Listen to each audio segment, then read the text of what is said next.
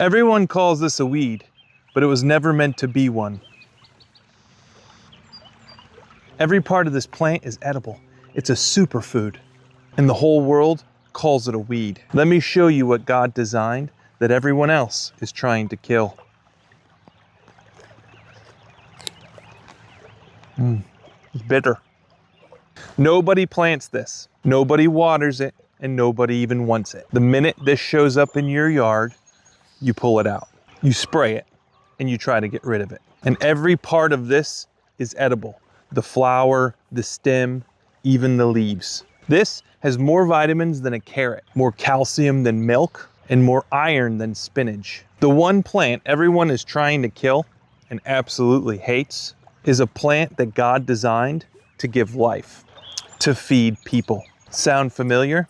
We'll come back to that. The world poured concrete over it, tried to bury it, tried to stop it permanently. But did you know that the roots of a dandelion can grow up to 15 feet deep through rock, through hard clay, through all the things the world puts in its way?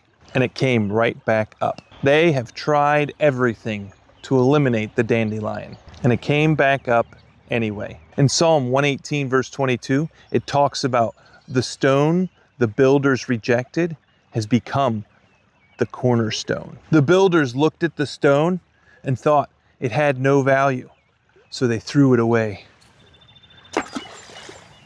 The world looks at this plant and calls it a weed. The world looked at Jesus the same way, despised him, rejected him, and crucified him, and buried him in a tomb, and thought it was finished. And on the third day, he came right back up.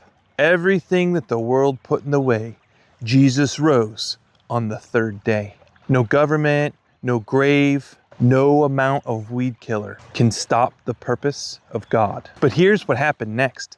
Jesus told his followers to go, to take the gospel everywhere, to every nation, every person, every corner of the earth, going with a purpose, planting seeds everywhere they went. When this plant starts to die, it produces seeds. One of these plants can have hundreds of seeds, everyone landing somewhere, taking root and growing into a flower. 2,000 years later, the gospel is still spreading because you cannot stop what God has ordained. The world called it worthless.